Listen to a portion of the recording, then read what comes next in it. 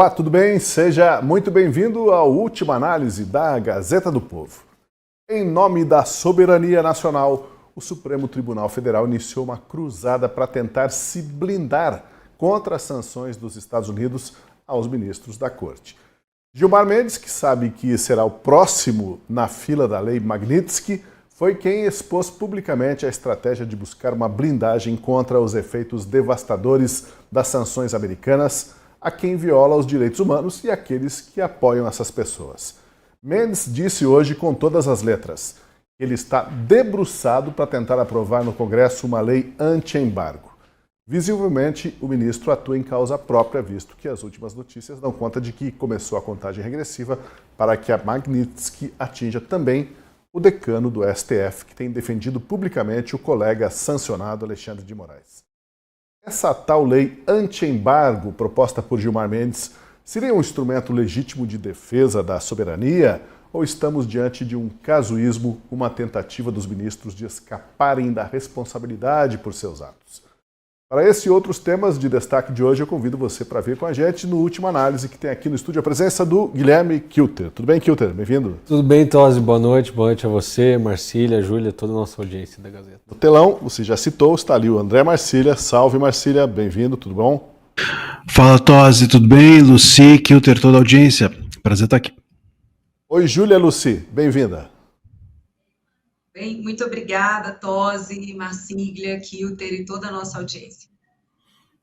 Gilmar Mendes, como a gente falou agora, é o novo alvo das articulações de Eduardo Bolsonaro nos Estados Unidos para a aplicação da Lei Magnitsky. Por mais que a Procuradoria-Geral da República e o ministro Alexandre de Moraes tentem frear a ação do filho de Bolsonaro, o fato é que Eduardo tem conversado há vários dias com interlocutores do governo Trump para demonstrar a necessidade de novas medidas contra abusos judiciais no Brasil. Ontem o jornal O Globo deu a seguinte matéria: denúncia por coação não freia a investida de Eduardo Bolsonaro nos Estados Unidos, que já tem novo alvo. Hoje, acusando o golpe, o ministro Gilmar Mendes, durante evento em Brasília, defendeu publicamente a criação de uma lei anti-embargos ou anti-sanções ou anti-Magnitsky.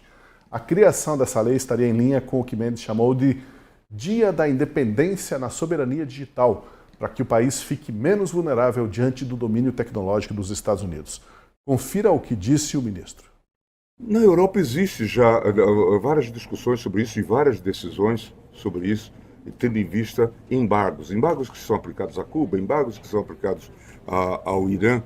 E como recentemente houve essa aplicação, não só a cassação de vistos de autoridades brasileiras, o episódio do ministro da Saúde, mas também a aplicação da Magnitsky a um dos nossos colegas, e esse é um fenômeno que também está ocorrendo com autoridades europeias, nós estamos nos debruçando sobre um debate de lei anti-embargos para proteger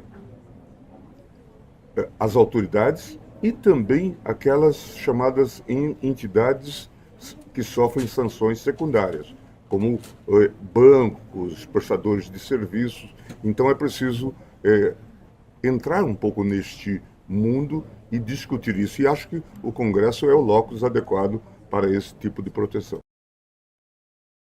Quero começar ouvindo o André Marcília sobre isso, Marcília. Parece que o ministro Gilmar Mendes está realmente encomendando aí uma couraça de aço para tentar se proteger da Lei Magnitsky, que já dá sinais de que está a caminho. Tem como o Congresso embarcar nessa lei para proteger os ministros, principalmente, né? Ele fala também em outras empresas, em escritórios de advocacia, mas é uma lei em causa própria. E mesmo que seja eventualmente aprovada uma lei dessas, teria alguma efetividade, Marcília? Esse é o ponto, né, Tosi? Assim, uma lei em causa própria não seria estranho, porque tudo no Brasil é feito pelo STF em causa própria, né? Inclusive o Congresso trabalha em causa própria do STF. Hoje a gente tem parte dos congressistas, né, que parece que são mais garçons, funcionários, empregados do STF do que nossos servidores. Agora, o ponto aqui é esse, a efetividade. Eu acho que o Gilmar talvez ainda não tenha entendido o que é a Magnitsky. né? E talvez não seja difícil de ele entender se ele participar mais aqui do programa, né? Talvez, viu, Gilmar? Deixa aqui o seu like e se inscreve aqui na Gazeta do Povo, no canal, acompanha as nossas discussões, você vai entender como funciona a Magnitsky, né? E a Magnitsky funciona, e essas sanções, ele fala embargos, enfim, de uma forma geral, elas não funcionam no sentido de você, Estado, ser punido. A punição é as empresas ou a economia do próprio país. Então, por exemplo, os embargos que são feitos a países, eles não estão indo lá e punindo Cuba. Eles não estão indo lá e punindo o país sancionado, eles estão impedindo que esses países negociem com empresas norte-americanas. Então, como é que a gente vai fazer uma lei que impeça as empresas americanas de seguirem as determinações dos Estados Unidos? É ridículo, não tem como, você entende? O problema nosso, essas leis, ou a Magnitsky, ou embargos, enfim, afetam os países porque os países hoje dependem dos Estados Unidos. Então, se o Brasil não quer depender dos Estados Unidos, ele que cria a sua possibilidade de independência para financeira, econômica, política, seja o que for, para que ele não precise ficar dependendo dos Estados Unidos. Agora, enquanto nós fomos dependentes desse país, ou de outros países, nós não podemos impedi-los de fazer o que quer que seja em relação à própria economia. Veja, uma lei que impedisse a aplicação da Magnitsky seria uma lei brasileira que tivesse por intenção fazer com que a economia norte-americana fosse gerenciada por nós, que as empresas norte-americanas fossem gerenciadas por nós e não por eles. Ou seja, seria totalmente irrazoável, não tem como. E outras, aí você fala assim, não, mas eles têm como impedir, por exemplo, o que está agora todo mundo discutindo, que o Banco do Brasil cumpra essas regras, né?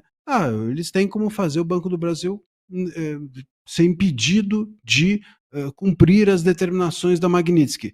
Certo, só que aí o Banco do Brasil vira um pária, vira um banco que não negocia mais com os norte-americanos. Você pune a empresa brasileira a uma espécie de exílio financeiro, a uma espécie de exílio econômico, a uma espécie de desterro econômico, talvez melhor dizendo. É isso, é um desterro econômico. Então, é razoável? É razoável você intervir, você, Brasil, intervir na economia dos outros? Claro que não. É razoável você, Brasil, por meio de uma lei, intervir na sua própria economia de modo a condená-la a ficar à margem do mundo? É óbvio que não, isso quebra o país. Então, quer dizer, ou é isso que eles querem? Eles fazer uma lei que quebre o país para que as autoridades se sintam protegidas. Bom, eu acho que as autoridades servem para proteger a economia, nós, e não para quebrar o país para que eles se sintam protegidos. Não faz o menor sentido do ponto de vista da efetividade jurídica e me chama muito a atenção isso vir do Gilmar. O Gilmar não é um tolo, creio eu. Nunca foi. Então, agora, não sei, enfim, o que está na cabeça dele, ou se ele tem uma ideia que genial que ninguém de nós alcançou, mas se não é isso, ele simplesmente parece querer sair por aí dando mais discurso, fazendo política em cima de uma impossibilidade prática. O que a gente mais viu hoje, a gente inclusive vai mostrar alguns trechos dessas palestras dos ministros no evento em Brasília, foi eles propondo políticas públicas para o país, inclusive políticas desenvolvimentistas, como nos tornarmos independentes tecnologicamente dos Estados Unidos, como criarmos um ambiente digital aqui revolucionário que vai ser sensação para o mundo. Foi nessa linha hoje as palestras dos ministros que estão, parece, numa outra órbita. E o que é evidente, o Marcília colocou muito bem, o Gilmar Mendes não está pedindo só apoio para uma ideia dele. É um projeto que já existe. Esse projeto de lei que impede as instituições brasileiras, entidades financeiras, bancos e demais instituições aplicarem as sanções estrangeiras como a Lei Magnitsky, é um projeto de lei de uma deputada do PSOL, que protocolou o projeto depois que o Alexandre de Moraes foi sancionado pela Magnitsky. Está lá na Câmara.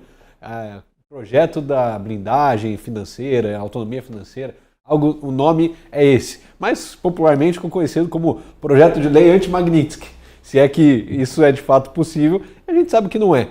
Na prática, ele faz exatamente isso que o Marcília descreveu. É um projeto que proíbe as instituições financeiras ou qualquer instituição brasileira, seja empresa particular, seja órgão governamental, a acatar uma decisão, uma sanção americana ou de qualquer outro país, sem o aval de uma instituição brasileira, do Supremo Tribunal Federal ou do Congresso, do que seja.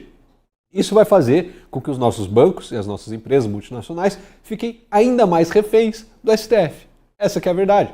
Quando você impede um banco de se relacionar ou de obedecer uma sanção estrangeira, você está falando, olha, o que você deve obedecer é ao STF e não às regras do mercado.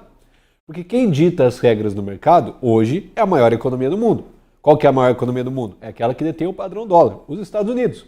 Se os Estados Unidos viram para o banco e falam, você vai ser punido porque você está dando aval para um sancionado, uma pessoa que foi sancionada por mim, esse banco não vai mais poder ter reserva em dólar, não vai poder mais se relacionar com instituições financeiras estrangeiras, seja da Europa, seja americana, simplesmente vai morrer, é um suicídio. Mas daí Não pode vir um existe banco que pacote fala de assim, socorro do governo, não, para esse banco? vai.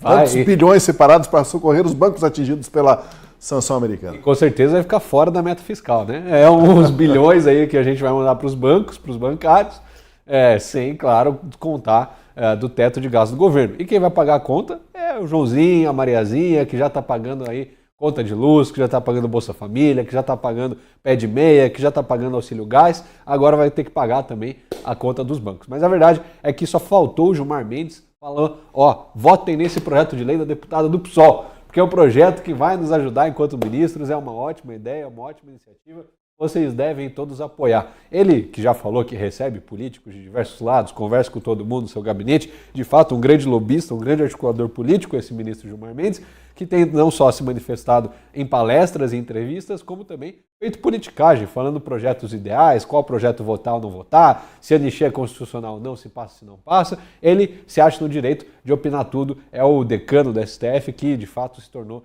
imperador do Brasil junto com Alexandre de Moraes. Então, lamentável essa fala do ministro, ele deveria sim se preocupar com os processos que estão lá no STF, não se preocupar com eventuais sanções. É claro que ele está com medo, né? Sabe que no fim do dia ele vai deitar a cama na cabeça, no travesseiro e se perguntar, olha, eu acho que está vindo Magnitsky por aí. Eu até antecipo uma pergunta que estava deixando para mais tarde, deixa eu ouvir a Júlia Lucia ali sobre isso. É o seguinte, você falou em ele ter temor com a Magnitsky, né? De fato, o ministro Gilmar Mendes é um dos que tem mais interesses, mais negócios paralelos que poderiam atingi-lo caso a Magnitsky se concretize, né? Se para a família do Alexandre de Moraes já está criando dificuldades, embaraços tremendos, né, para holding familiar, para gerenciar o patrimônio, o que dizer do patrimônio do Gilmar Mendes e os negócios que ele tem, Brasil, Portugal e outros países, Júlia?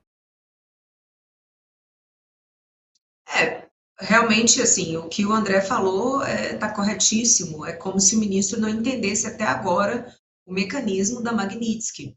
A Magnitsky, ela foi criada, ela foi promulgada, na realidade sancionada pelo presidente Barack Obama, e desde então diversas pessoas mundo afora foram sancionadas. E com isso, os Estados Unidos conseguiram ver como é que os sancionados vão se protegendo das repercussões da sanção. Eles perceberam, por exemplo, o governo americano sabe que o sancionado, geralmente, ele utiliza a esposa para poder receber dinheiro, para poder fazer pagamento de conta, outras pessoas que atuam como laranja.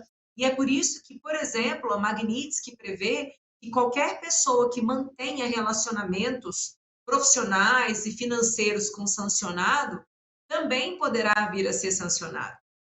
Então, assim, eu realmente acredito que o ministro Gilmar Mendes, ele sabe que não tem como colocar essa barreira em relação à Magnitsky, ela é uma lei americana que é aplicada por um ato administrativo do presidente da República, depois o judiciário analisa, até hoje não temos notícias de algum caso de Magnitsky que tenha sido derrubado, isso porque o processo que subsidia a aplicação da Magnitsky, ele precisa ser bastante robusto, existe a necessidade de coleta de provas, então não é uma questão política, eu não gosto do ministro Alexandre de Moraes, então eu vou aplicar Magnitsky contra ele, não é isso. Se foi aplicado é porque comprovou-se que ele efetivamente desrespeitou direitos humanos. E se a esposa dele detém mais de 50% do capital do escritório e também do instituto, como é o caso, ela também precisa ser sancionada, assim como os filhos também. E aí não adianta mudar de CNPJ, como foi o que ela fez, não adianta derrubar o site, criar um site novo com uma hospedagem diferente, nada disso adianta, porque o governo americano ele tem acesso a tudo, ele sabe o que está acontecendo, a pessoa não consegue fugir. Então, os próximos passos, o que a gente vai observar é se os clientes do Barsi de Moraes tiverem juízo, eles vão deixar de contratar o escritório. Porque se eles continuarem contratando o escritório, eles próprios poderão ser sancionados. Aí eu pergunto para vocês, quem é que quer correr esse risco? Não tem como. Então, a intenção é exatamente essa, é promover uma asfixia financeira da pessoa que foi sancionada, porque é isso que o governo americano consegue fazer com estrangeiros. Se fosse um cidadão próprio, ele seria devidamente processado, responderia ao processo e sofreria o rigor da lei americana. Mas como são estrangeiros que desrespeitaram direitos humanos e que afetaram cidadãos americanos, o mecanismo que os Estados Unidos conseguiu desenvolver foi esse. Agora, como o ministro Gilmar Mendes, eu acredito que ele sabe disso, na minha opinião, ele está querendo colocar um bode na sala. Como ele é um articulador político, o Kilter está corretíssimo, ele realmente faz política o tempo inteiro, me parece que ele criou uma situação para ver quais deputados, quais senadores que ficariam ao lado dele. Ele criou um problema. Ele criou um problema, possivelmente, para vender uma solução. É um bode na sala. Colocou ali um problema que os deputados vão ter que se posicionar, mas, efetivamente, não tem como resolver nada. Nada. Olha, eu quero fazer registro aqui do nosso chat, aqui, sempre movimentado, e está ali o Walter escreveu o seguinte: o site Barsi de Moraes está igual vagalume, acendendo e apagando, sumindo e voltando da internet. Porque você tinha comentado, né, que estava no ar, daí eu olhei, não, mas não está no ar. Agora hoje, fui ver novamente, em função até do comentário do Walter, está no ar. Daqui a pouco o provedor é avisado por algum internauta, né? Alguém manda uma mensagem lá, ó, tem certeza que vocês vão correr esse risco? Sai do ar novamente. Mas pelo que eu li hoje no Twitter, eles já perderam acesso aos e-mails deles com esse domínio, né? Agora, se é verdade ou não, a gente não vai ficar sabendo. Tem que continuar denunciando. Olha, a ofensiva do Gilmar Mendes para criar essa lei anti-embargo foi ironizada pelo jornalista Paulo Figueiredo, um dos articuladores de sanções contra os ministros do STF, junto ao governo Trump. Figueiredo fez a seguinte postagem com foto da matéria jornalística sobre o movimento coordenado pelo ministro. Querido Gilmar Mendes, vamos ver se a gente tem ali. Aí. Essa matéria está lá em cima. Querido Gilmar Mendes, vejo que está preocupado e pesquisando sobre o assunto, mas tem um pequeno spoiler e não vai adiantar. We're coming for you. Né? Estamos vindo atrás de você. Uma expressão que já foi dita, pasmem, até em relação a Osama Bin Laden. E demorou, mas o Bin Laden também acabou sendo apanhado. Né? A conta chega, né, Tosi? É a lei da semeadura e da colheita. Não tem como você fugir de uma lei natural. Você pode fugir da lei brasileira, você pode fugir da Constituição, pode fugir das penas dos abusos que você está cometendo, mas no fim do dia todo mundo vai colher aquilo que plantou. E se o ministro Gilmar Mendes está plantando abusos, está está assessorando ali o Alexandre de Moraes, está deixando que tudo isso aconteça, está defendendo o corrupto, é natural. Ele vai colher exatamente isso. Punições estrangeiras, punições de quem é justo, de quem defende a lei, não só a lei natural, mas a lei como ela deve ser. Não duvido que o próximo é sim Gilmar Mendes. Todo mundo sabe que ele é aquele que mais tem influência no STF, que tem uma grande articulação com todos os políticos no Brasil, que tem um respaldo sobre o Alexandre de Moraes e que usa, na verdade, o Alexandre de Moraes como testa de ferro para muitas vezes intenções que são dele. A gente tem visto pronunciamentos atrás de pronunciamentos do ministro Gilmar Mendes sobre as manifestações políticas que acontecem no Brasil. Teve a manifestação da anistia, em que o governador Tarcísio falou que o ministro Alexandre de Moraes está abusando, que é um ditador, e aí vem o Gilmar Mendes se pronunciar, falar que é um absurdo, que defende o Estado Democrático de Direito e tudo mais. Aí vem a manifestação do PT, da Vermelhada na Paulista, contra a anistia, fora, sem Bolsonaro, a favor sem anistia, e aí ele vai lá e se pronuncia elogiando, falando que maravilha ver o povo brasileiro nas ruas defendendo as instituições e o Estado Democrático de Direito. Ele está deixando muito claro qual é o lado dele. E o lado dele é o lado vermelho. Isso ficou evidente pelos pronunciamentos dele, pela comunicação dele, pelos posicionamentos que ele adota. Seja na sua rede social, seja em entrevistas como essa que a gente acabou de ouvir, seja no seu dia a dia com os outros ministros do STF, como quando ele falou que admira o regime chinês. É evidente, eles gostam mesmo de censura e de, claro, perseguir seus opositores políticos. Então, sim, virar Magnitsky para o ministro Gilmar Mendes, eu, se tiver que apostar, aposto nesse cavalo aí. A suposta lei anti-embargo, proposta pelo Gilmar Mendes, foi explicada por ele também numa entrevista ao portal Vero Notícias, que foi publicada ontem. O que chama a atenção é que o ministro deixou claro que será uma ação conjunta dos 3 poderes de Brasília.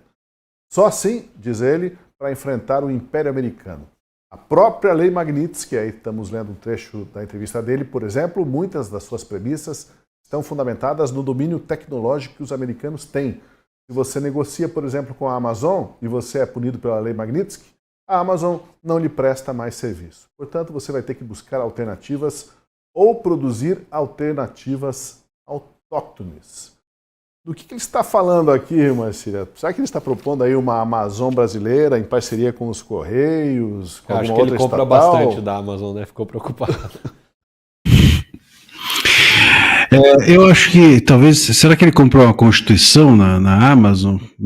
Certamente deve ter ficado parada na alfândega e não chegou, por isso que ele está tendo essa dificuldade de entender como funciona o Brasil. Né? Eu acho que está lá na alfândega há uns 20, 30 anos. Agora, o que o Gilmar. Bom, eu espero, né, que isso não tenha. A gente está falando de um efeito político. O efeito político, como a Lucy está falando, o Kilter, pode ser no sentido de a gente está fazendo isso para mostrar força, a gente está fazendo isso para não mostrar que a gente está rendido. Sabe aquele time que está perdendo de 4-0 e a torcida começa a gritar time sem vergonha, mercenário, sabe essas coisas? Os caras começam a ficar meio atrapalhados e saem correndo atrás da bola, não importa muito se a bola se a bola tá no campo dele ou não, dá carrinho na defesa, dá pique no meio do campo, chuta forte para qualquer lado. Pode ser isso, uma maneira de mostrar algum tipo de serviço. Pode ser também uma forma de pressionar o Congresso a dar alguma resposta, ainda que não efetiva, como a gente estava dizendo, mas pode ser também, e esse seria o pior dos mundos, né, que eles queiram, com isso, criar mais empresas estatais, criar mais máquina, criar mais inchaço do Estado, colocar mais apaniguados dentro de cargos públicos. Isso seria ridículo, óbvio, do ponto de vista prático, porque criar uma independência financeira em relação aos Estados Unidos beira ao grotesco, porque é óbvio que a gente não tem condições de fazer isso, e os países que tentaram fazer isso estão mostrando o resultado disso. A gente está vendo, em Cuba tem, tudo lá em Cuba é independente, eles são super independentes. O que eles têm de vantagem em serem independentes? Nada. Eles são tão independentes que eles passam fome. Eles são tão independentes que eles não têm internet, eles são tão independentes que são uma ditadura. A Coreia do Sul, a Coreia do Norte é a mesma coisa, são muito independentes. No entanto, não tem nada. Não existe nenhuma independência maior dos Estados Unidos do que você não ter nada no seu país, nenhum contato com o mundo inteiro. Então, esse tipo de situação pode ser uma forma de incharem ainda mais o Estado, de tentarem justificar ainda mais estatais para a gente pagar, mas isso, em escala gigantesca, pode significar um fechamento para as economias mundiais, e se isso estiver partindo de uma cabeça como a do Gilmar, que não é uma cabeça,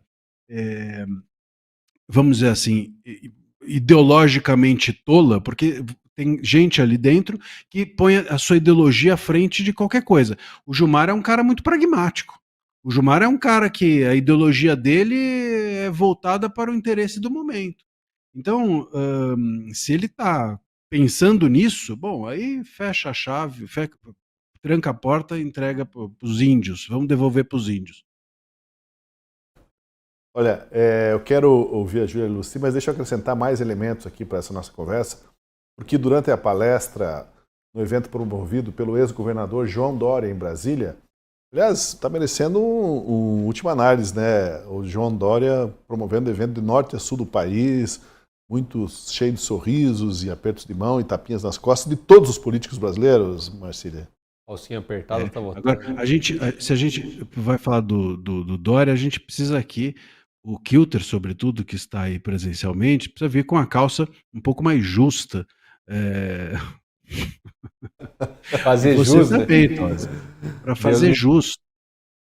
Não cabe bem, mas o Kilter, depois ele fica em pé aí pro pessoal. Dá uma olhada. Botar uma calça sertanejo. Então, mas olha só, nesse evento hoje em Brasília, promovido pelo João Dória, pela LID, empresa dele, o Gilmar Mendes foi além da proposta de criar um escudo para não pagar pelos erros e abusos. Ele discursou como se fosse de fato um estadista. Disse que o Brasil gasta bilhões de reais com soluções em nuvem e software de empresas americanas e que isso é um neocolonialismo digital. Para declarar independência, segundo Mendes, o país precisa investir robustamente em infraestruturas públicas de processamento e armazenamento de dados, de conectividade digital made in Brasil. Disse que o setor de saúde e de desenvolvimento de novos medicamentos deve ser prioridade também, porque hoje paga-se muito caro por tecnologias farmacêuticas estrangeiras. Acompanhe o Gilmar Mendes falando como se fosse aí alguém votado, empossado para ditar e propor políticas públicas para o país. Não se trata, portanto, apenas de discutir a regulação das plataformas digitais ou da inteligência artificial. Trata-se de afirmar que a soberania digital deve ser prioridade estratégica imediata para o Brasil. Assim como o Marco Civil da Internet consolidou o protagonismo normativo brasileiro, precisamos agora investir em infraestruturas públicas robustas de processamento e armazenamento, como já falou aqui Paulo Otávio, e conectividade digital sustentadas por nossas capacidades endógenas e pela matriz energética renovável que nos diferencia. Esse é o caminho para que o Brasil deixe de ser mero consumidor passivo de tecnologias estrangeiras e passe a ser coprodutor de soluções e regulador soberano do ambiente digital. O risco de submissão a um neocolonialismo digital só será superado com investimento estratégico, regulação própria e a participação ativa na construção das regras globais. Pois olha, quem fez o contraponto a esse neonacionalismo desenvolvimentista digital de Gilmar Mendes, na própria conferência lá em Brasília, foi o governador de Goiás, Ronaldo Caiado, pré-candidato a presidente da República. Caiado disse que não é possível imaginar a volta a um tempo em que o Estado pretendia desenvolver as novas tecnologias do país, porque essa fórmula já deu errado. Nós não podemos fazer uma legislação retrógrada, punitiva. Não existe isso mais. Você só vai levar o Brasil para ser referência mundial se você der uma legislação que seja capaz de dizer, olha, nós vamos fazer aqui código aberto, tá certo? Nós vamos fazer aqui liberdade para quem quiser entrar no mercado e poder apresentar, seja ele o seu algoritmo, seja ele que desenvolva aqui a sua capacidade produtiva, e aí nós vamos avaliar o mau uso, vamos combater o mau uso. Mas nós não podemos frear com a tese de que isso pode amanhã comprometer. Então, não tem jeito, aí o cidadão desiste, faz como vários cientistas da Embrapa, nós os perdemos para os Estados Unidos e para a China. Olha, Júlia Luci, parece aí até um debate presidenciável, né, de presidenciáveis, porque o Gilmar colocou uma tese ali de desenvolvimento, o Caiado falou assim, isso não existe mais, já vimos isso no passado. Em outro trecho da fala dele, disse até, não vamos voltar àquele tempo que tinha aqueles computadores gigantes desenvolvidos pelo governo e que não nos trouxeram até aqui onde a gente está hoje. Estamos sem o teu áudio, Júlia. Ok. Desculpa. Hoje, no café com a Gazeta, eu comentei algo nessa linha sobre o discurso do ministro Fachin, que assumiu a presidência do Supremo ontem, né? E também do CNJ. É uma pessoa que, simplesmente por uma questão regimental, ocupa o lugar, então não há uma eleição, não há uma vitória por trás da presidência, mas a pessoa que passa, o ministro que passa a ocupar o cargo, ele faz um discurso longo, ele fala da infância dele, diz das memórias que o marcaram, que o levaram a escolher a carreira do direito, e aí depois apresenta aquilo que considera como prioritário. No caso dele, ele fez menção à igualdade de gênero e também à defesa dos povos indígenas. A gente está banalizando esse comportamento que os ministros hoje têm de assumirem um protagonismo, de defenderem pautas, como se fosse algo normal. Só que não tem nada de normal, não tem nada de institucional, e é muito grave que isso esteja acontecendo. Por quê? Se houver uma disputa que chegue no Supremo envolvendo algum desses temas, a gente já sabe que o presidente da casa tem uma orientação para votar nesse sentido. Então, a imparcialidade e a fidelidade ao texto constitucional, que é o que deveria conduzir o voto, ficam prejudicadas, acaba ficando prejudicado. Aí hoje, o ministro Gilmar Mendes, num evento que reúne empresários, né, pessoas importantes do setor produtivo, ele vai e coloca a opinião dele, como se ele tivesse que ter opinião sobre alguma coisa. É isso, gente, que a gente precisa martelar, porque as pessoas precisam saber que isso é grave. Isso está errado. Ele não tem que expor a opinião dele, tá? E aí, claro, o governador Caiado, ele é um pré-candidato à presidência da República, ele não perdeu a oportunidade de colocar o ponto de vista dele. Agora, sendo específica em relação à proposta, né, digamos assim, proposta do ministro Gilmar Mendes. A gente precisa se preocupar com a segurança de dados brasileiros. Isso é uma verdade, né? Hoje, por exemplo, o GPS brasileiro ele depende de um sistema americano para funcionar. Então, um país como o nosso, que tem uma fronteira gigantesca, que tem uma costa gigantesca, ele não deveria se dar ao luxo de ter os seus dados militares, principalmente, de defesa, numa base que possa vir a ser acessada por outro país. A gente também não deveria achar normal que as informações trocadas pelo Sistema Brasileiro de Inteligência aconteçam pelo WhatsApp. Então, nesse aspecto, é um ponto. É um ponto que nós temos que preocupar, sim, com a defesa da informação. Eu, particularmente, não entendo que ele está dizendo que o Brasil vai criar rede social para competir com a Meta. Analisando o discurso dele, eu não entendi que ele falou isso. Eu entendi que ele falou de segurança, e esse é um critério que nós, como um país autônomo, como um país independente, como um país soberano, como um país gigantesco, como um país riquíssimo, do ponto de vista de recursos naturais, realmente nós deveríamos ter como estratégia o desenvolvimento da salvaguarda de dados sensíveis brasileiros. Nesse ponto eu preciso concordar. Agora, eu reitero, não é ele que deveria vocalizar isso. Ele não foi eleito, ele não tem que ter opinião e ele não tem que propor política pública. Está absolutamente errado esse comportamento.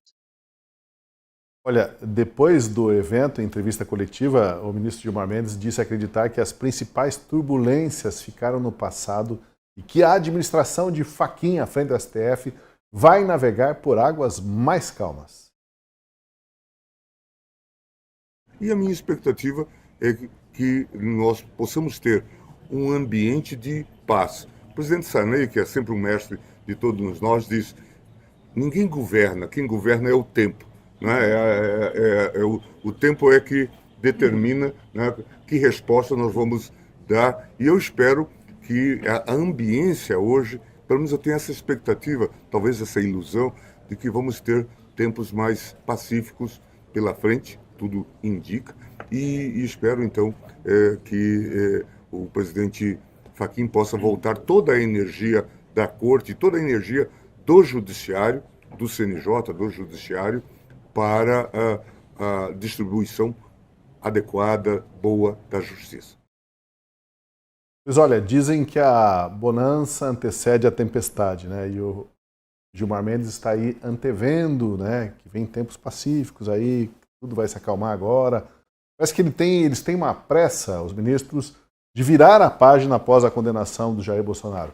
Mas essa é uma página que não vai ser virada tão cedo, né, Marcília? Se é que vão conseguir virar aí no curto, médio prazo. O que você tem a dizer sobre essa perspectiva dele de que Fachin vai navegar por águas tranquilas nos próximos meses do mandato dele? Bom, eu acho que o Fachin não vai navegar nem nada, porque o Fachin é uma jangadinha que não tem a menor relevância dentro do STF. O Fachin, ele não manda nada. O Fachin é a rainha da Inglaterra ali. Vamos falar a verdade, que quem manda no STF é o Gilmar, né? Quem manda ele é a cabeça e a mão é o Moraes. E tem ali os outros dedos, que a gente às vezes fica em dúvida. Tem uns que tem mão ali que falta dedo, aí tem um dedo, tem dedo a mais, tem dedo a menos, tem uns dedos que são os outros ministros que a gente não sabe. E tem o executivo, que é uma espécie de porta-voz do regime, que é o Lula. Agora, é disso que se trata. Então, o Fachin não muda absolutamente nada a entrada do Fachin. A gente vai ter, talvez, aí sim, um ministro na presidência mais discreto. Isso vamos ter, verdade. Mas a gente não pode confundir mais discreto com mais contido. E muito menos com alguém que leve o STF a uma contenção. Vocês entendem? Isso é totalmente diferente. Então, o Fachin, por exemplo, não gostar de karaokê, como o Barroso, o Fachin não gostar de ficar falando em tudo quanto é lugar, dando entrevista todo minuto para todo mundo, o Fachin não ser uma pessoa que gosta muito da palestra para cima e para baixo, não significa que ele não autorize a situação que nós estamos vivendo. Ao contrário, ele está lá desde o início de tudo isso. E o Fachin é uma pessoa historicamente ligada à esquerda, e muito ligado à esquerda, de participação prática, inclusive, durante inclusive durante a anistia. Inclusive durante a anistia, que agora ele é contra. Então, assim, a anistia de 79. Então, nós temos uma pessoa que é ideológica dentro do STF, que é o Fachin, e uma pessoa que é quieta. Quieto não significa que seja alguém que vá levar o STF a essa autocontenção. Então, acho que não muda nada. Nós seremos e continuaremos sendo governados pelo Moraes, pelas mãos do Moraes, pelos inquéritos que estão nas mãos do Moraes, e que, sobretudo, no ano que vem, que é um ano eleitoral, será extremamente relevante essa mão dura e firme do Moraes. O que o Gilmar está dizendo é que ele quer que nós pensemos que esse jeito mais manso, vamos dizer assim, do Fachin, nos convença de que o STF recuou. Porque como eles não vão recuar em nada, então pelo menos uma voz mansa ali dentro do STF pode iludir alguns tolos de que o STF recuou. Olha só, recuou. Não recuou. Ele só não está aparecendo. Né? E eu prefiro até, sinceramente, alguém que apareceu. Eu prefiro o Barroso dando escândalo dia após dia do que o Fachin não dando, mas acontecendo a mesma coisa lá dentro do STF. Vocês entendem? Então, eu prefiro a cigarra do que a formiga. A formiga, em geral, é mais perigosa do que a cigarra. A cigarra, ela, ao cantar, faz com que a gente saiba onde ela está e onde está o problema. Agora, a formiga não. Quando você vai ver, a formiga foi lá, trabalhou quietinha e já fez. Então, o STF não vai mudar a sua contenção. Isso não vai acontecer antes de um ano eleitoral. E o STF continuará sim atrás do Bolsonaro, porque o problema, e do bolsonarismo, porque o problema do STF não é exatamente punir o Bolsonaro e o bolsonarismo. O problema do STF é extirpar o Bolsonaro e o bolsonarismo. E eles não vão sossegar enquanto ainda houver sobreviventes, vamos dizer assim, na direita bolsonarista. Porque eles não querem que essa direita participe do processo político brasileiro. É disso que se trata. Eles querem uma direita que herde o PSDBismo, sabe? Aí eles querem uma direita que fale francês, eles querem uma direita que seja professor, que nem o Fernando Henrique, que seja um professor de Sorbonne, eles querem uma direita que seja capaz de estar nesse lugar. Enquanto tiver um Bolsonaro à frente, eles vão fazer de tudo para ele seguir excluído do tabuleiro político. E um bom sinal disso, um bom sinal, bom não, mas um sinal claro disso, me parece ser esse novo inquérito que está agora nas mãos do Dino, que ele diz que vai ser imparcial. Imagina, se alguma coisa que o Dino não vai ser imparcial. Mas ele diz que será imparcial em relação a esse novo inquérito sobre a pandemia. É claro que isso é uma nova rodada do inquérito das fake news recalchutado para poder continuar punindo adiante o bolsonarismo, mesmo depois da condenação. A impressão que dá é que, na visão dos ministros, o expurgo principal teria acontecido, que é o expurgo da figura do Jair Bolsonaro. Agora, os expurgos secundários, aqui e acolá, tem eleição. Daqui a pouco a gente vai falar até da eleição. O ministro Barroso fez declaração hoje também sobre as eleições e a preocupação deles com fake news e desinformação. De novo, a mesma linha. Mas, Júlia, você vê essa pressa na tentarem virar de página, e essa página é uma página de um livro, mas é uma página gigante, né? Não vai virar tão depressa pelo andar da carruagem. Até a pressa falando em pressa, né? Cadê a pressa do Paulinho da Força, que disse que ia resolver essa semana, já ia pacificar o país, estaria um projeto pronto e aprovado. O Paulinho da Força recolheu-se como aqueles caracóis, né? O caramujo dentro da carapaça se recolheu. Ninguém cortaram o cabelo do Sansão e perdeu a força. Ninguém mais ouve falar do Paulinho da Força e da solução mágica que ele ia apresentar. O que você tem a dizer sobre essa tentativa de virar a página tão rápido, Júlia? Bom, começando pelo Paulinho, eu acho que ele percebeu que não tem nenhum cabimento falar sobre dosimetria. Todas as reuniões que ele teve com o PL e a oposição deixou bem claro, não existe essa história de dosimetria. Para começar, dosimetria é um instrumento da magistratura, em dosar a pena. A lei, não existe isso na lei. A lei coloca um alcance da pena, tem o mínimo, tem o máximo, mas quem dosa é o magistrado. Então, eu acho que ele percebeu que não tem força, essa possibilidade não vai ser aceita, e concordo radicalmente, ou é anistia ou não é. A anistia, ela é para realmente acabar com a discussão. Isso é mundo afora. Acredito que vocês tenham visto, por exemplo, que o Trump apresentou ontem a proposta de pacificar a região de Gaza, e uma dos 21 pontos que o Trump colocou inclui a anistia ao Hamas. Vejam só, é doloroso falar isso, mas o Trump sabe que se não fizer isso, não para, essa história não continua. Então, eu acho que o Paulinho, tomara que ele tenha recuado mesmo, tomara que ele esteja articulando a saída dele, que ele não tem força política para poder fazer essa manobra, acho que deveria ser outro perfil de parlamentar, tomara que ele tenha abandonado e que outro nome esteja sendo cogitado, mas para levar adiante uma anistia mesmo, que faça jus ao que significa o conceito de anistia, que não tem nada a ver com dosimetria. Sobre uma atuação mais discreta, nos bastidores aqui de Brasília, né, e as conversas que acontecem no âmbito do Supremo, isso aí já havia sido anunciado, né? É como se estivessem esperando o julgamento final do presidente Bolsonaro, em que justificaram todo esse protagonismo, essa atuação excessiva, mas ultrapassado esse marco do julgamento, aí eles iam começar a não falarem sobre tudo, a aparecerem menos. Agora, é uma espécie de acordo tácito que foi feito ali dentro, mas a gente já vê que está sendo descumprido na medida em que o ministro Gilmar Mendes aparece no evento LIDE, né? Então, porque é difícil a pessoa retroagir. Uma vez que você experimenta o poder, é muito difícil abrir mão do poder. É muito difícil abrir mão de um protagonismo. Porque isso, para as pessoas vazias, isso dá uma razão de existência.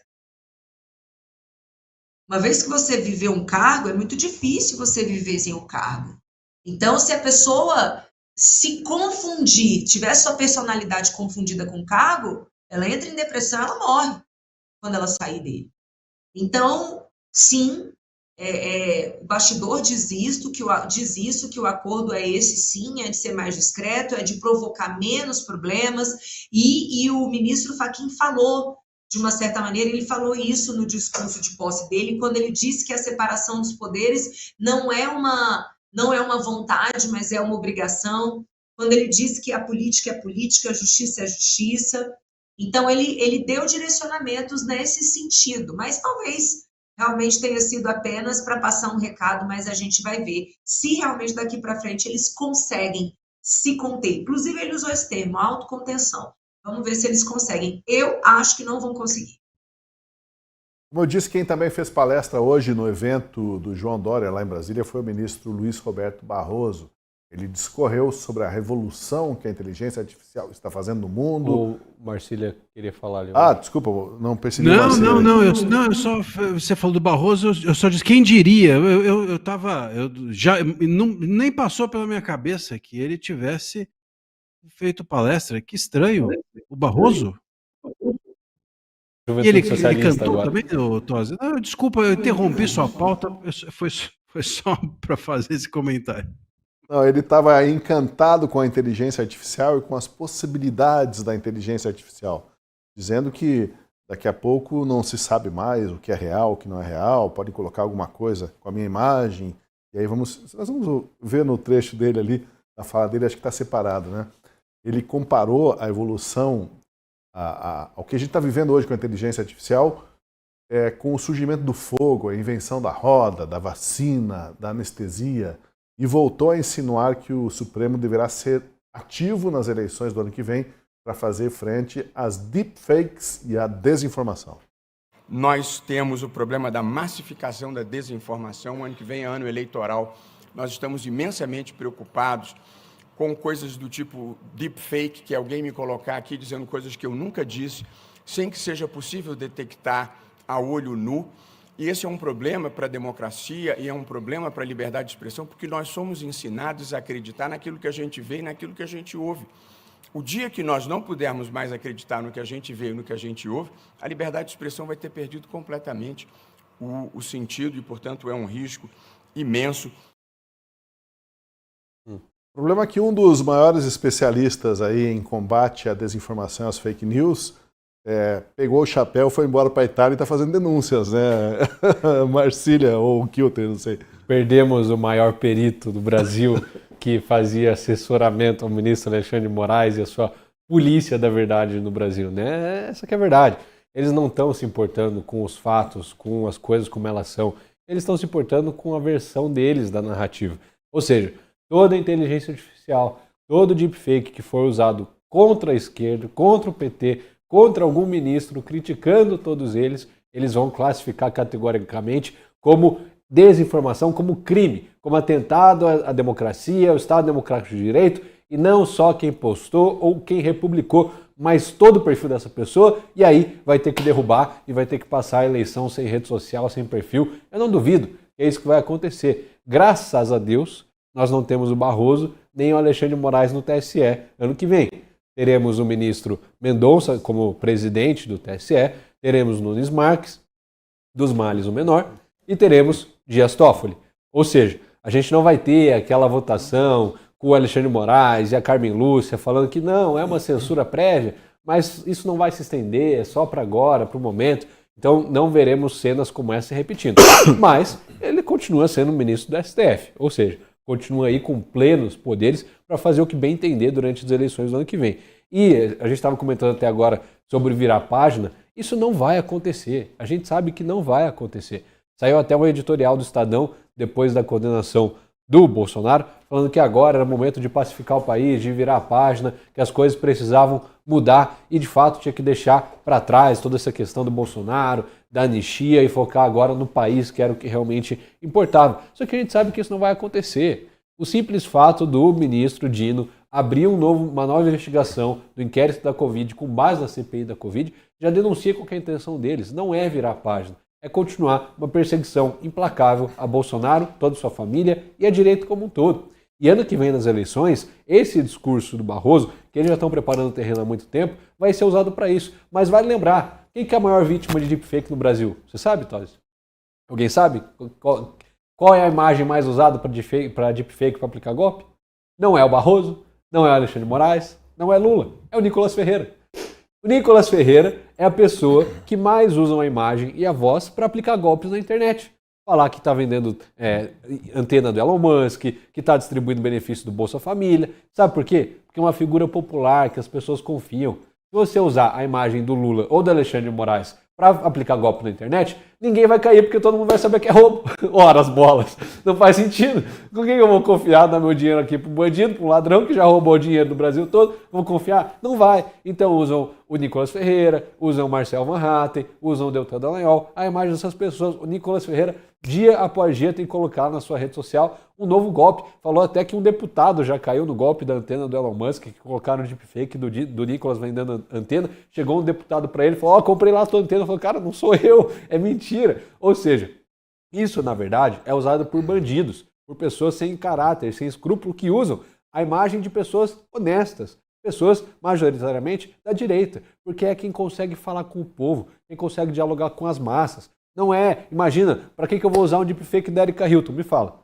Para vender maquiagem, só se for, porque daí a propaganda é boa. Senão, não adianta. Então, eles ficam com esse discurso para inglês ver. E daí eles vão lá e pegam atentado contra o Estado Democrático de Direito, desinformação e colocam onde? Coloca na direita, para daí perseguir e continuar perseguindo todo mundo nesse espectro político. O problema, me parece, e eu queria ouvir o Marcília e a Júlia sobre isso, é essa visão de que as pessoas são extremamente inocentes, caem em qualquer golpe, compram como real qualquer propaganda, qualquer distorção de inteligência artificial. Então as pessoas precisam de uma tutela, de alguém que fique vigiando e dizendo para elas, isso você pode ver, isso não, isso é bicho papão, isso aqui é pessoa feia que vai fazer mal para você.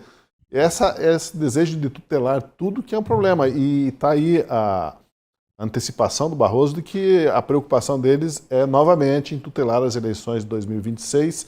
Eu fico imaginando aqui se nessa altura, né, já não começam a pensar nas estruturas para dar apoio ao STF no controle da rigidez do processo, como eles dizem, né? Então, não está mais aí o talha-ferro, não está mais aí alguns assessores, vamos ter que montar uma nova equipe, quem será, quem nós vamos convocar, isso vai ser às claras, como é que vai funcionar. Já devem estar pensando nisso, né, Marcília?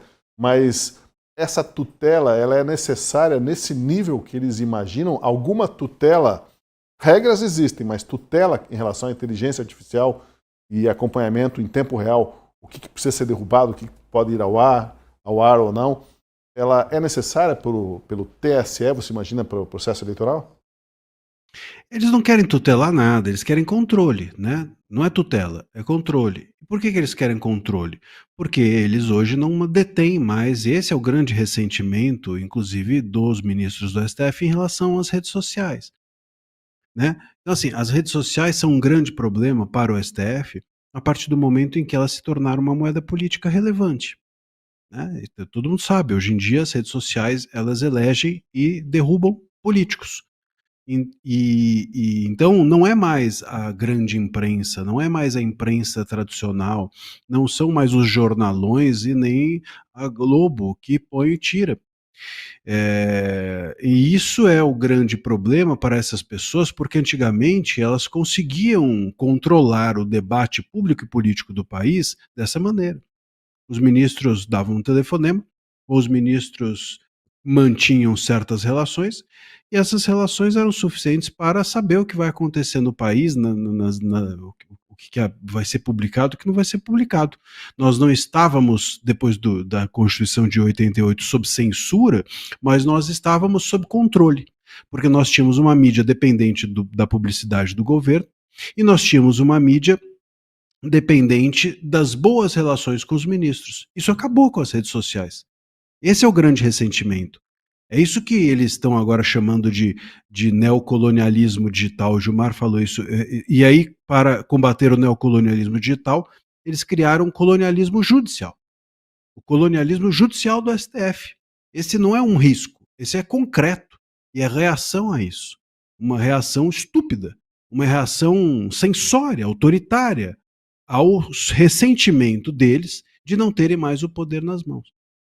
E aí, dentro desse cenário, eles vão buscando tutelar todas as tecnologias, controlar todas as tecnologias que surgem. Então, surgiu o deepfake, opa, agora vamos então controlar deepfake. Surgiu o Magnitsky, opa, então vamos agora controlar Magnitsky. Surgiu a nova tecnologia que não existe ainda, opa, vamos controlar a nova tecnologia que não existe ainda. Por quê? Porque nós queremos voltar, nós ministros do STF, queremos voltar a ter controle do debate público e político do país como sempre tivemos. Durante a ditadura, pela censura. Depois da ditadura, no período democrático, pelo controle. Repito, executivo pela publicidade estatal. E o STF pelo bom relacionamento que os grandes empresários acreditam precisar ter com os ministros, para poder seguir a sua vida. É disso que eles se ressentem e é isso que eles não têm mais. Eles não conseguem mais. O que eles vão fazer? Vão ligar para o Elon Musk e pedir para tirar um post? É isso que o Moraes está tentando desde 2019 e não tem conseguido. Tem conseguido.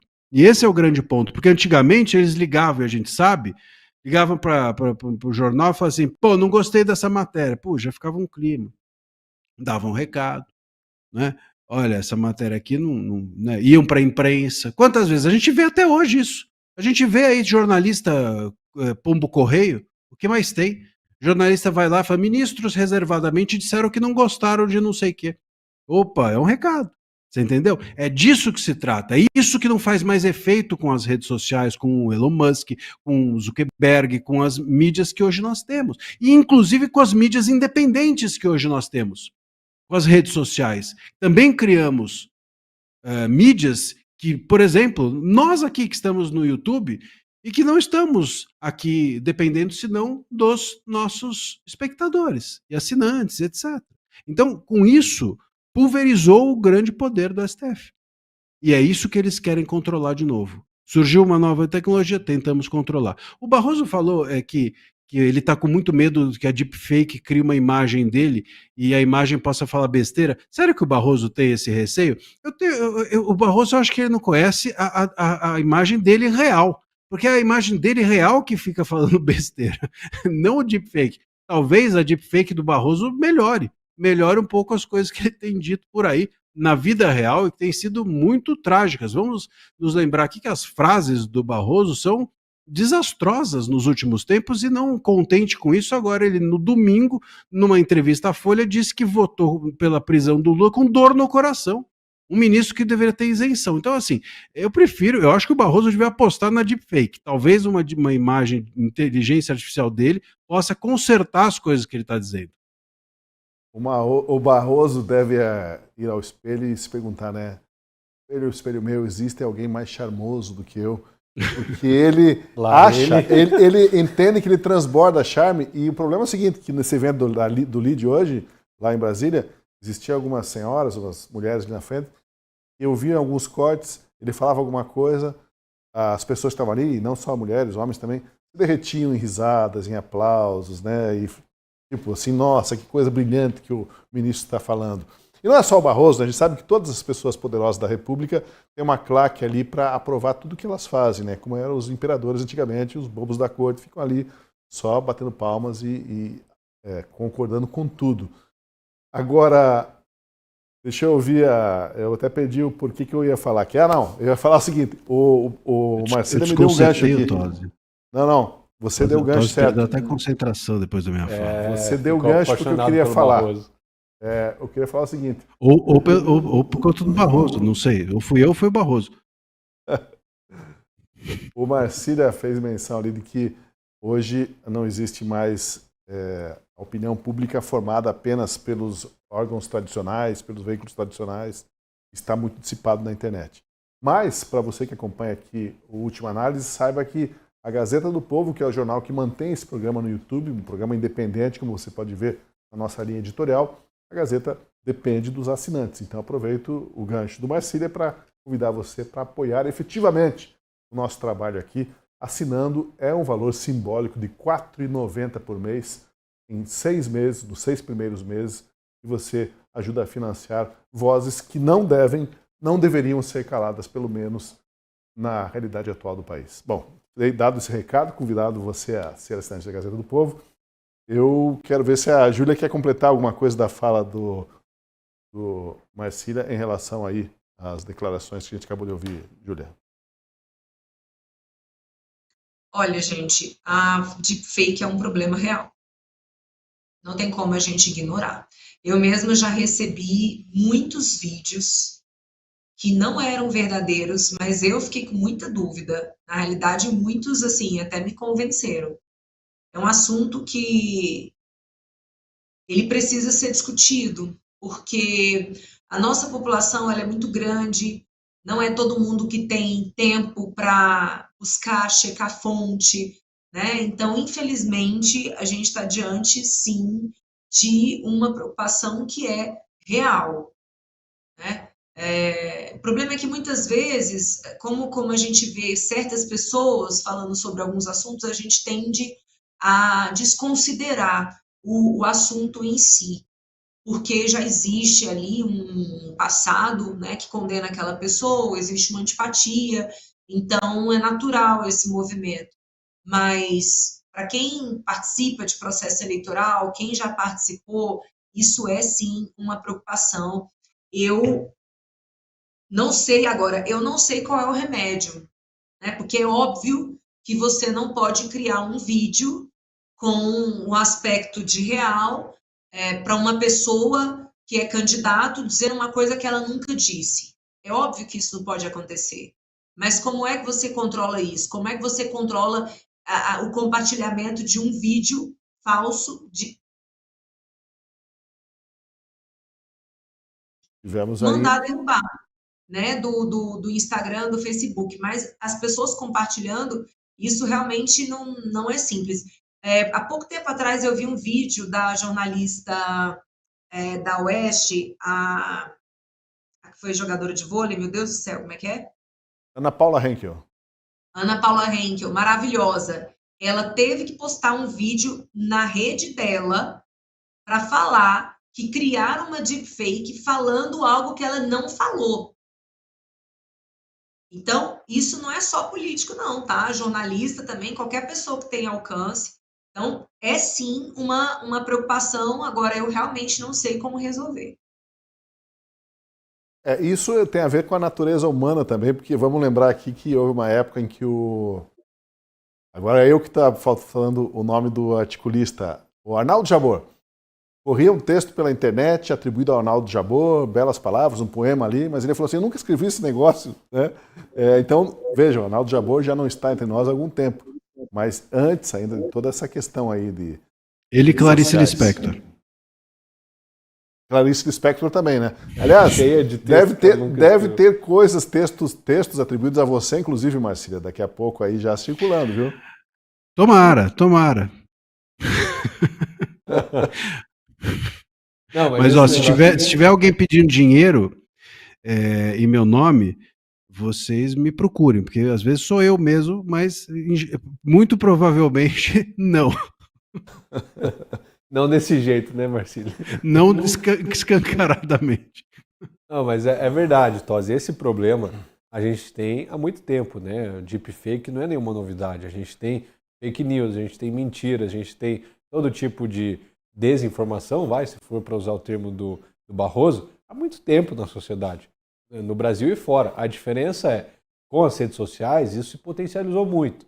A capacidade de viralização e compartilhamento é muito maior. Meus avós vivem caindo em fake news aí que eles veem no TikTok, em alguma coisa, em um vídeo falso, um vídeo antigo que acham que é atual. Esses dias começou a circular a foto do Deltan com a cara toda esborrachada, falando que esquerdistas bateram nele, sendo que a foto é de 2 anos atrás e ele caiu de bicicleta. Ou seja, alguém tirou isso do buraco e começou a circular. Mas a gente trata do mesmo jeito que já tratou esse problema até hoje. Já existe lei para punir esse tipo de coisa. Já existe o Marco Civil da Internet. Você não precisa de um STF regulando algo que já existe. E outra, você judicializa. O Nicolas Ferreira faz isso até hoje. Quando vê um perfil fake, vai lá, judicializa e entra com o processo. É claro que não impede pessoas de fazerem isso, mas não tem como você impedir alguém de fazer alguma coisa o tempo todo. Golpes na internet se tornou algo extremamente comum. Você se combate com a lei, com a verdade, com os fatos como eles são. Se a gente recebe uma notícia falsa, um deepfake, cabe a nós vir a público esclarecer os fatos, mostrar a realidade, a verdade, e isso se mantém. Assim como já se espalhou textos falsos atribuídos a um jornalista que não é dele, assim como já se espalhou notícias antigas como se fossem atuais, agora tem acontecido esse problema da inteligência artificial e do deepfake. Só muda a forma, mas o jeito de combater é o mesmo. Olha, nesse evento em Brasília, hoje, outro ministro agora, hein, gente?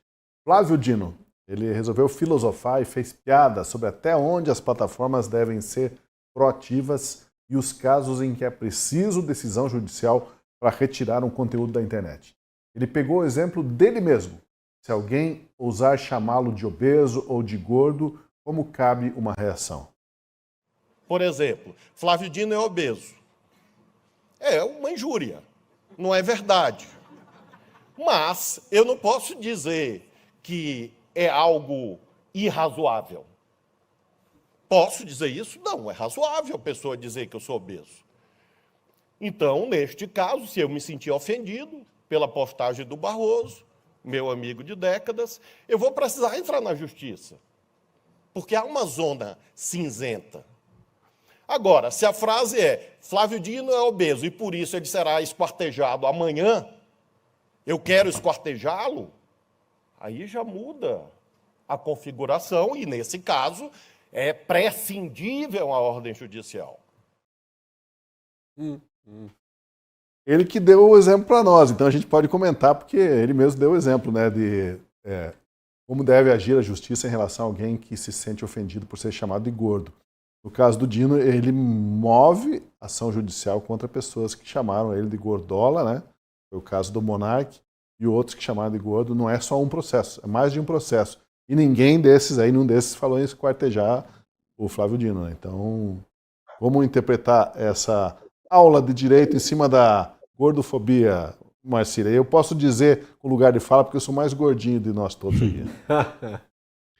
Pois é, ele falou que é uma zona cinzenta, né? Eu não sei se tem massa cinzenta. Zona cinzenta, eu acho que realmente o problema é a massa cinzenta. A gente está discutindo aqui um negócio que não faz o menor sentido. Eu acho que o Dino, é o que você falou, você disse bem, gordola, o cara processou o Monark. Imagina, uma pessoa fica ofendida porque o Monark... A coisa menos... Opa! A coisa deu uma piscada. A coisa menos amalucada que disse o Monark foi que o Dino é gordola. Foi uma das coisas mais tranquilas que ele disse, e o cara se ofendeu.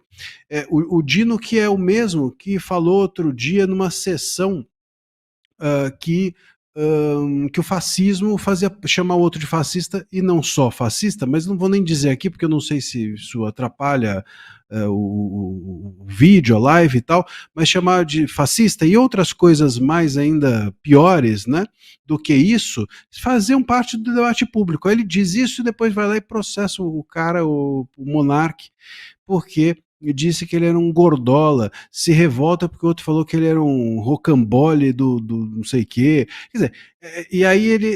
Então, assim, o que o Dino não tem é coerência argumentativa, né?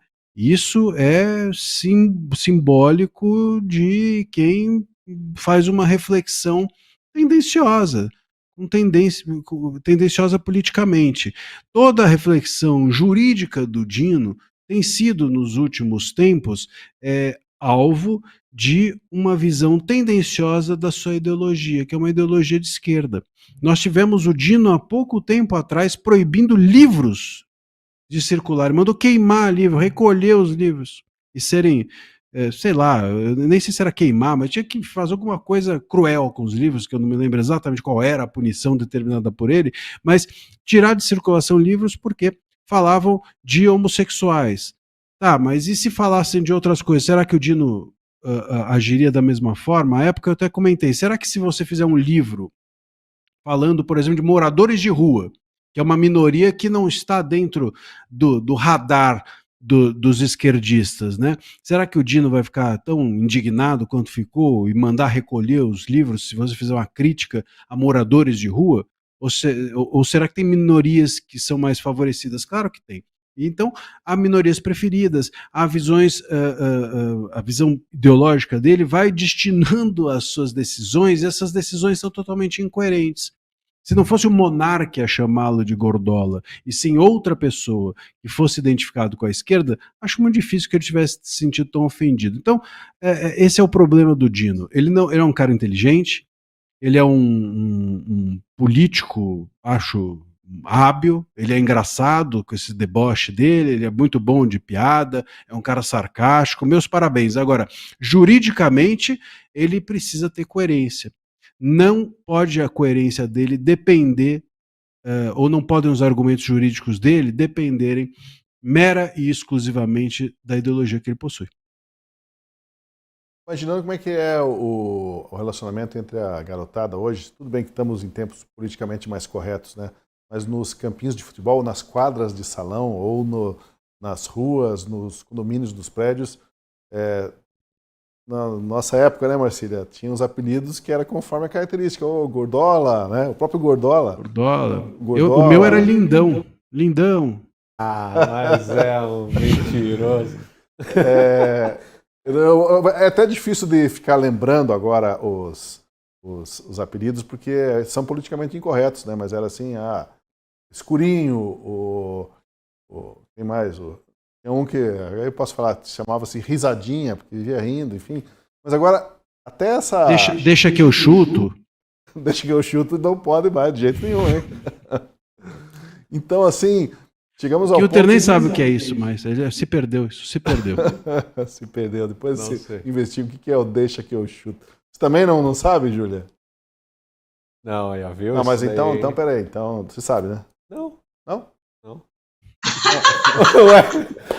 E agora, Marcília? Fica pra você. Agora a gente está aqui numa dúvida que a gente fica no dilema. A gente sai do ar ou a gente explica? A gente fica no ar ou a gente explica? Eu jogava bola, mas isso aí eu nunca ouvi, não. Não, mas tudo bem. Depois vocês fazem a pesquisa que é melhor não entrar nessa questão. Deixa que eu chuto aí, porque algumas pessoas podem se sentir ofendidas e não é interessante.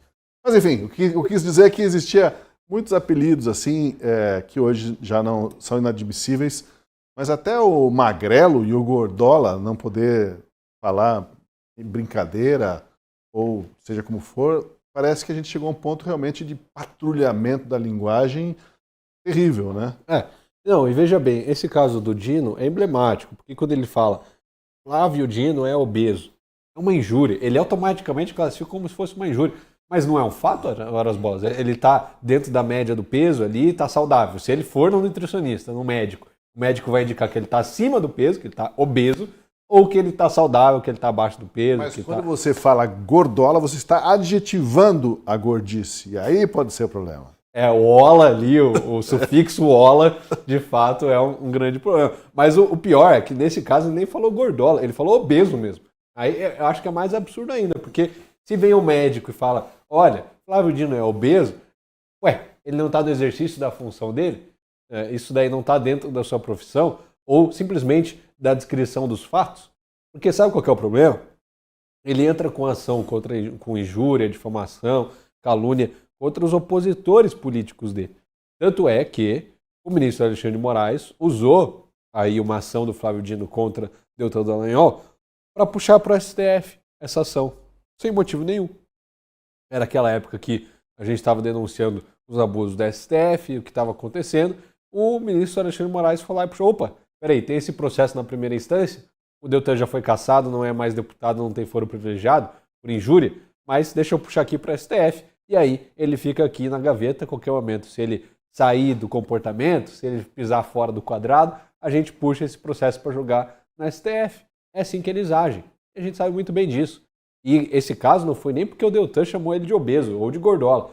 Foi porque ele falou que subiu o morro lá do CPX, que só tinha que ter autorização policial, enfim, foi por causa disso. Aí ele foi lá e processou o Deltan por injúria, acho que foi injúria nesse caso.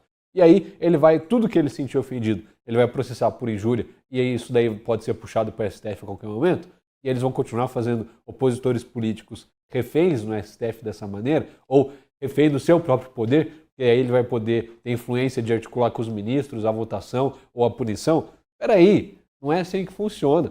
E até esse tipo de discurso, que não é um discurso de ódio, longe disso, é uma descrição dos fatos, for criminalizado, aí a gente tem um grande problema. Até porque o ministro Flávio Dino, de fato, é obeso. A gente tem que lembrar também que para essa semana, salvo engano, na sexta-feira, está marcado o julgamento, o início do julgamento do Sérgio Moro por causa da piada em festa junina, em que ele disse lá, na brincadeira de cadeia, não, isso aqui é para comprar um habeas corpus do Gilmar Mendes, e daí ele se livrar da brincadeira da festa junina. Pronto. Foi feita uma acusação pela PGR, o STF acatou na pessoa da Carmen Lúcia e agora vai a julgamento, Júlia Luci. Não dá para deixar passar batido também esse episódio que está mais atual do que nunca. Guardaram por um tempo e agora vão colocar de novo, vão colocar para julgar na primeira turma, justamente na primeira turma. Mas a gente está falando de dois casos bem diferentes, né? Assim, é triste ver uma pessoa adulta com tanto problema de autoestima que não seja capaz, inclusive, de reconhecer, de se reconhecer, de se olhar no espelho e que participe de um movimento que hoje romantiza a obesidade. A obesidade é uma doença da qual podem prover mais de 200 outras doenças e nós vivemos uma epidemia de obesidade no Brasil. Então, isso deveria ser encarado com a devida seriedade que o caso requer. Hoje, o SUS é abarrotado de demandas de pessoas doentes que têm uma série de necessidades porque estão obesas. Tá? Então, este é um caso. É triste que o ministro não compreenda isso e utilize do seu poder para poder mandar um recado para as pessoas, porque na prática ele fez não me critique, não fale nada sobre mim, porque você vai tomar um processo. É isso que aconteceu. Ele falar, eu não sou obeso, eu duvidei se ele estava fazendo uma brincadeira ou se ele realmente acredita que ele não é obeso, porque há pessoas obesas que não se reconhecem assim, né? Mas chamar um ministro de gordola, uma autoridade pública com um nome jocoso, isso aí eu acho que não deveria ser criminalizado, né? Quem aqui não viu o presidente Bolsonaro durante o mandato dele inteiro sendo chamado de negacionista, terraplanista e outros nomes, como o André falou, que a gente não pode repetir aqui. Inclusive, muitas vezes eu acho que ele nem deveria ter sido tão tolerante assim, né? Porque tem alguns adjetivos que trazem a relação da prática de crimes contra a humanidade, então ele não deveria levar na piada. Já deveria ter processado as pessoas, mas o presidente Bolsonaro optou por não fazer isso. Agora, quando você imputa a alguém um crime, realmente aí, assim, a pessoa que se sente lesada, ela tem todo o direito de buscar reparação na justiça. E aí, gente, a gente está diante de um caso que vai trazer uma dificuldade para o ministro Sérgio Moro, né? Eu não acredito que ele corra o risco de perder a elegibilidade dele, mas eu acho que dificilmente ele se salva dessa, porque ainda mais sendo numa única turma, assim, é complicado, né? A menos que ele realmente apresentasse provas, é isso que a gente precisa informar para as pessoas. Quando você sugere que alguém pratica crime, você precisa apresentar uma prova da prática daquele crime por aquela pessoa. Se você não o faz, quem está praticando o crime é você. Então, eu particularmente acho que esse tipo de atitude não deve ser banalizado, não deve ser levado na brincadeira, eu acho isso extremamente sério. Acho que a gente, adulto, precisa entender as consequências das nossas falas, sobretudo de um ex-juiz e hoje de um senador em relação ao ministro do Supremo. Acho que coloca em xeque a credibilidade do Poder Judiciário como um todo, da seriedade da corte. Então, eu acho que esse processo tem todo o cabimento e acredito que ele vai ser condenado sim. Marcília. Não, é bom dizer uma coisa. Eu concordo que a Júlia Lucy está levantando a possibilidade de que não tenha sido uma brincadeira e o Dino realmente não se sinta obeso, né?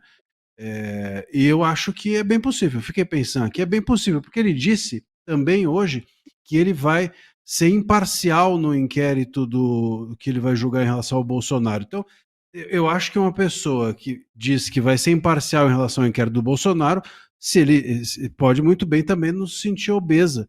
Eu acho que as duas coisas casam. Não é imparcial em relação ao Bolsonaro e o Dino também não se sente obeso. Tá na mesma linha.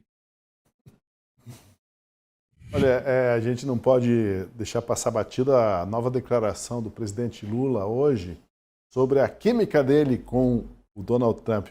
Uma química que parece que realmente ele acreditou piamente nos poderes mágicos dessa suposta química. Hoje, o presidente disse o seguinte, abre aspas, parecia impossível eu e Trump termos uma química, mas aconteceu.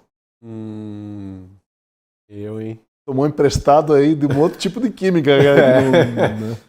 É que agora estão colocando metanol na bebida alcoólica, acho que a cachaça do Lula tá meio modificada. Aí ele tá tendo suas alucinações.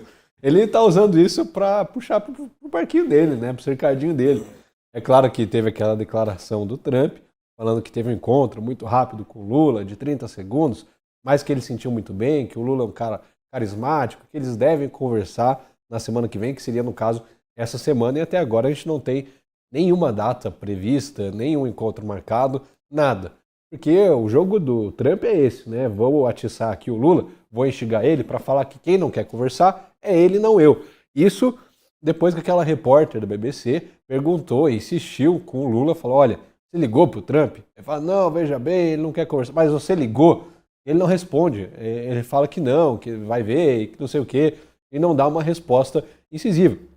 E é isso que de fato está acontecendo. Agora o Lula vai ficar fazendo essas brincadeirinhas para tentar desvirtuar o foco, tirar o foco dessa questão, que é, não tem nenhum encontro marcado. Vai falar que teve química, vai falar que ele vai levar a Janja, que vai ficar nessa brincadeira, e aí o que ele de fato tem interesse é enrolar essa questão e não deixar isso acontecer. E essa é a forma que o Lula faz isso, vai levando na brincadeira. Enquanto que é uma questão extremamente séria. A gente tem tarifas, a gente tem sanções, tudo isso em andamento.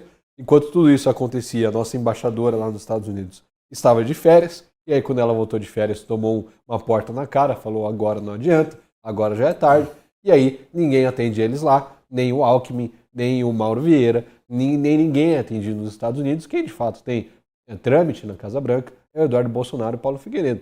E aí quando ele é convocado, quando ele é intimado a fazer uma reunião, ele fica fazendo piada e brincadeira porque ele é incapaz de falar sério quando vem esses assuntos à tona. Vamos ver no que vai dar isso daí. Ô Tosi, pegando esse gancho aí do que eu não sei, eu ouvi isso de um economista, amigo meu, não sei se é verdade, né, mas fica aí para a gente pesquisar, que das dificuldades que essas sanções estão trazendo é, inclusive, de exportação da cachaça. O que o Kilter falou da cachaça, que a cachaça está com restrições para exportação. E com isso a cachaça brasileira está ficando toda aqui. Eu não sei se isso pode estar motivando a demorar a solução desse problema. Ter sido um estímulo aí, mas enfim, fica a questão. É para o bem da nação, eu digo que fico. Enquanto a gente estava conversando aqui, eu fiz rapidamente uma pesquisa sobre o escritório Barsi de Moraes, né, que a gente comentou, o escritório da esposa e do próprio Alexandre de Moraes, porque ele voltou ao ar agora. E sempre aparece ali no rodapé quem que mantém aquele site no ar. Eu fui investigar, é uma empresa da Romênia agora, né, que fica com sede em Bucareste, na Romênia, a empresa chamada Temesli. Está ali no rodapé, né? Provavelmente não era anterior, obviamente, tiveram que trocar, mas foram buscar uma mas já está no ar de novo. Solução lá na Romênia. Vamos até quando ver. Não sabemos, né? Vai ficar notificando, mas eles precisam tanto desse site, uai? Não tem os clientes já, para que vai ficar jogando os sites de um lado para o outro? É só para fingir que está tudo bem. Eles podem até fazer uma propaganda, né? Colocar lá uma linha. Contrate logo antes que a gente saia do ar. Edição limitada. Isso faz lembrar o que acontece com, quer dizer, aqui se faz, aqui se paga, né? O Paulo Figueiredo e outros sancionados pelo STF, né? Eles têm que ficar trocando suas contas, têm que ficar abrindo novas contas porque eles são derrubados, os seus perfis nas redes sociais. E um deles está no 8º perfil já, que é derrubado pelo Supremo. Então, o Alan está no 48º já. Então, de certa forma, está aí, ó, retornando, né, recebendo na mesma moeda, tem que ficar buscando agora provedor na Romênia para ficar no ar por quanto tempo? Júlia? Agora, ela criou outro CNPJ, né? Aí eu não sei, eu tenho dúvida se esse site é do CNPJ antigo ou do novo. Ela colocou como capital social de R$100 mil. Eu fiquei até com dó da humildade desse capital social. Nem parece que eles conseguiram comprar só de imóveis esse ano 16 milhões de reais. Tem uma dosinha. Eu queria finalizar o programa, mas antes de finalizar, vocês acharam que tivemos o bastante de Gilmar Mendes? Não, tem mais uma falazinha dele agora. No evento de hoje, ele disse que a atuação do Supremo nos últimos tempos deveria ser motivo de orgulho dos brasileiros. Nesse caso, a gente pode estar orgulhoso da Corte brasileira. Nós sobrevivemos aos ataques, saímos mais fortes e, para usar uma expressão que eu e o João gostamos muito, nós perdemos também no plano institucional aquele complexo de vira-lata. O Nelson Rodrigues dizia que o Brasil perdeu o complexo de vira-lata no futebol quando ganhou a Copa de 58, né? Graças ao nosso sempre amado Pelé. E nós também, hoje, as pessoas têm visto The Economist, Financial Times, o New York, todos têm reconhecido o papel da democracia brasileira, das instituições brasileiras e do Supremo Tribunal Federal. E vamos, portanto, verter e aplicar energias nisso. Eu achei ele polido ainda, o Tosi. O que ele quis dizer foi: o Brasil deixou o complexo de vira-lata quando ganhou a Copa e o STF perdeu o complexo de vira-lata quando prendeu o Bolsonaro. Essa que é a verdade. Ele só não falou isso para as câmeras porque ia ficar feio, né? Mas nitidamente tentando colocar em um discurso. É curioso, né? Quando não tem Alexandre de Moraes para a gente comentar, tem Gilmar Mendes, tem Barroso, a gente só fala do STF. Parece que deu mais quórum, dá mais movimentação do que a própria Câmara, que tem mais de 500 deputados eleitos pelo povo. A gente continua falando mais desses 11 ministros, porque agora, segundo o Gilmar, a reputação deles, o complexo de vira-lata deles acabou, a reputação está ilibada, né? Curioso ver. Vamos ver se isso daí se mantém, porque um sancionado, beleza. Mas e quando for mais, né?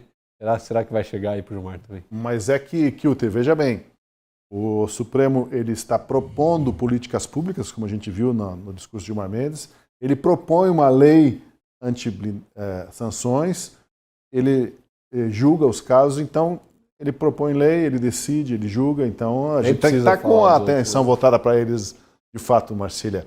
Sinta-se orgulhoso da nossa corte. Putz, só me faltava essa, né? Agora tem que ficar orgulhoso da Suprema Corte. A gente chegou no fundo do poço, né?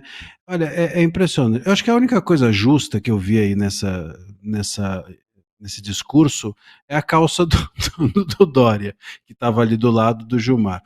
É a coisa mais justa que apareceu nesse discurso todo. De resto, mesmo em termos de correção ou justiça, não há nada, absolutamente nada. É claro que esse discurso, a gente está falando aqui que o Lula faz um discurso para a claque, os ministros também, os ministros têm feito um discurso para a claque. O que os ministros querem é contar para os veículos, a gente falou aqui, eu falei antes, os veículos de comunicação hoje não mais limitam o acesso nosso à informação, mas há muita gente ainda que se informa pelos veículos tradicionais. E quando os ministros dizem tenham orgulho brasileiros do STF, isso circula. Pode ver que deve estar aí, eu não olhei, mas pode ter certeza que tem alguma manchete daqueles veículos que vocês sabem dizendo Brasil, o Gilmar diz que o STF é orgulho, que nós perdemos o complexo de vira-lata, etc. Isso repercute para certas pessoas e eles com isso ambicionam que fique essa versão dos fatos,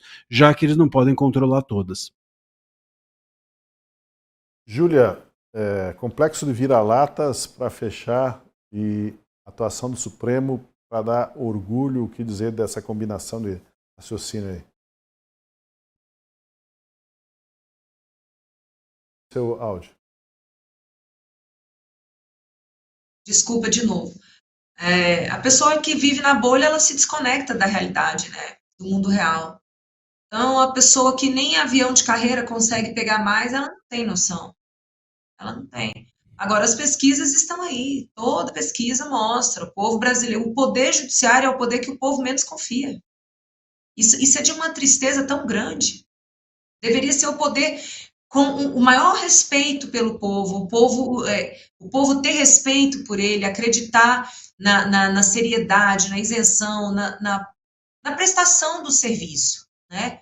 Mas, infelizmente, não é isso que acontece porque as pessoas não são bobas. Então, cada um sabe a ilusão que quer se agarrar para continuar vivo, né? Mas eu concordo com Marcília, a estratégia de você falar algo e isso vai ser repercutido, é nisso que eles se fiam, né? E na prática, gente, eles não vão ser confrontados com a sociedade. Eles vão ficar no mandato até a aposentadoria, eles não precisam pedir voto, eles não têm que fazer prova de desempenho. Então, assim, é o melhor dos mundos. Não há nenhum cargo no mundo mais confortável do que ser ministro do Supremo Tribunal do Brasil. E isso precisa acabar. Porque realmente eles se apoderam, eles se apossam ali daquela cadeira, eles misturam e colocam em prática os seus desejos, os seus anseios, e vivem como se fossem estrelas, enquanto que deveriam ser serviçais do povo, serviçais da Constituição, né? Então, eu acho que toda essa situação que a gente vive, ela precisa ser reconhecida e ser discutida na eleição do ano que vem, para que pessoas com uma proposta de reforma sejam eleitas pelo povo. A previsão do Gilmar Mendes é de que vem tempos aí tranquilos, de calmaria, com o ministro Edson Fachin à frente do Supremo. Não é bem o que está combinado com os russos, né? Ou com os americanos. A gente vai acompanhar e você acompanha tudo sobre a vida nacional aqui no Última Análise da Gazeta do Povo. Obrigado, Marcília, pela participação, pelo papo. Obrigado, Júlia Luci, Guilherme Kilter, especialmente a você que esteve com a gente. Convido para curtir, deixar o seu like e compartilhar para o nosso conteúdo chegar a mais gente e ganhar relevância aqui no YouTube. Muito obrigado e até o nosso próximo encontro.